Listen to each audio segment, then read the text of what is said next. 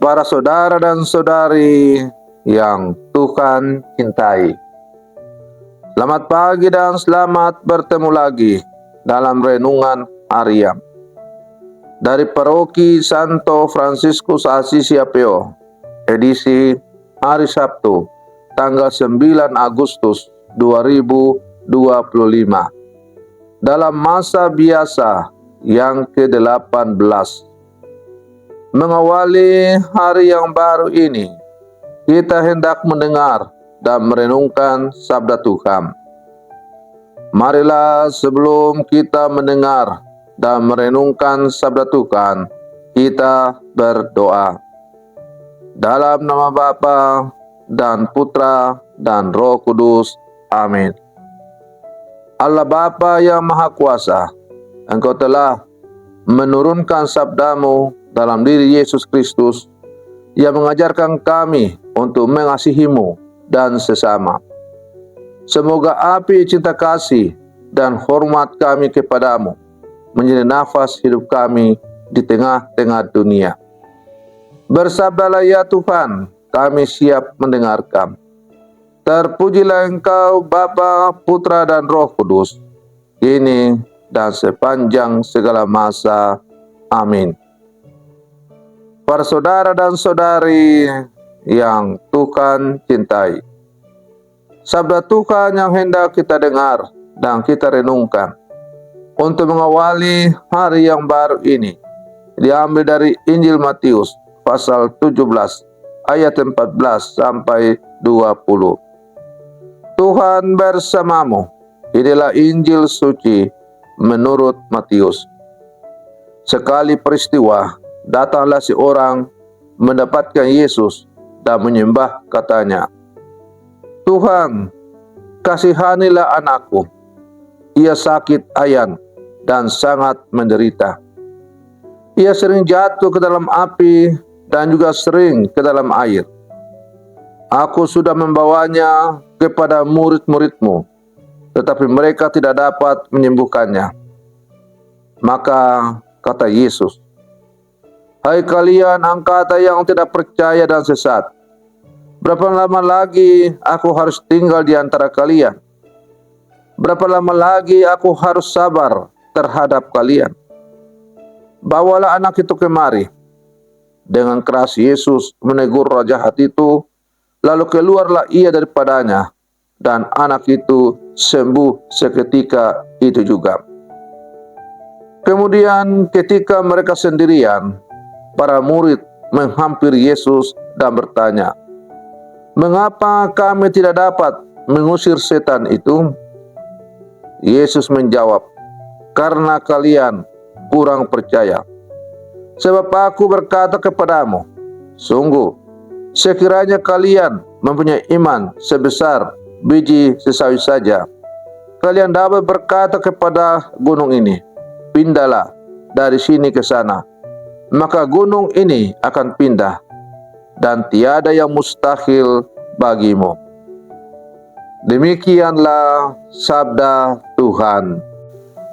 Para saudara dan saudari yang Tuhan cintai, ada kalanya kita mengecewakan orang lain atau mengecewakan diri sendiri ketika mengalami kegagalan. Dalam bacaan Injil yang baru saja kita dengar bersama, para murid Yesus juga gagal untuk menyembuhkan seorang anak laki-laki yang menderita epilepsi. Perkataan Yesus terlihat keras, tetapi sebenarnya di dalamnya terkandung belas kasihan. Yesus melihat kecewa karena kurangnya iman para murid. Dengan satu kata perintah, Yesus menyembuhkan anak itu dan mengeluarkan roh jahat yang telah menyebabkan penderitaannya. Para saudara dan saudari yang Tuhan cintai, melalui peristiwa penyembuhan seorang anak yang menderita sakit epilepsi ini, Yesus hendak menegaskan bahwa iman dan keyakinan adalah kunci untuk mengatasi segala kesulitan. Dengan bahasa kiasan, ia mengatakan, jika kalian beriman kuat kepada Tuhan, orang dapat memindahkan gunung. Ungkapan memindahkan gunung merupakan bahasa kiasan orang Yahudi yang berarti menghilangkan kesulitan.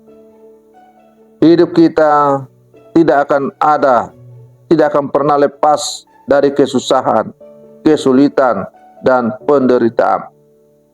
Semua itu terkadang membuat kita jatuh dalam keputusasaan. Namun sebagai orang Katolik, kita masih memiliki pengharapan kepada Tuhan.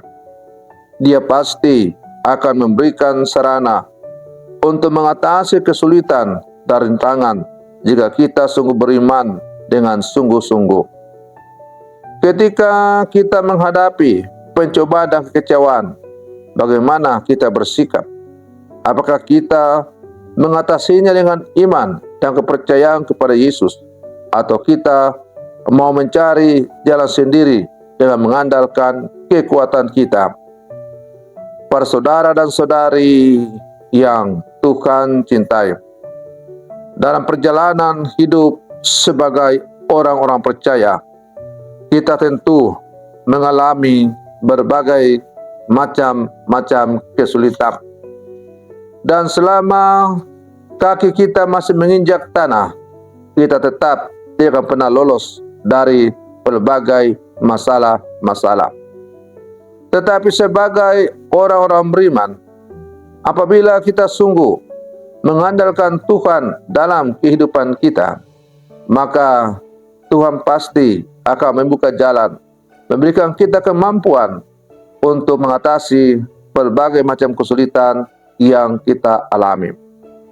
Tentu kita masih ingat doa Yesus di Taman Zaitun ketika ia berdoa, atau doa Yesus sebelum ia kembali ke Bapanya di surga. Ia berdoa, "Aku berdoa bukan supaya kau mengambil mereka dari dunia ini," atau dengan kata lain, supaya Bapa di surga itu membebaskan manusia dari berbagai macam kesulitan-kesulitan. Tapi Yesus berdoa agar para murid diberi kemampuan untuk mampu mengatasi berbagai persoalan hidup, kesulitan hidup yang akan mereka hadapi sebagai murid-murid Yesus. Para saudara dan saudari yang Tuhan cintai, kita adalah murid-murid Yesus yang hidup di zaman sekarang. Karena itu mari terus kita berlangkah maju bersama, bergandengan tangan, mengandalkan kekuatan Tuhan dalam seluruh perjalanan hidup kita.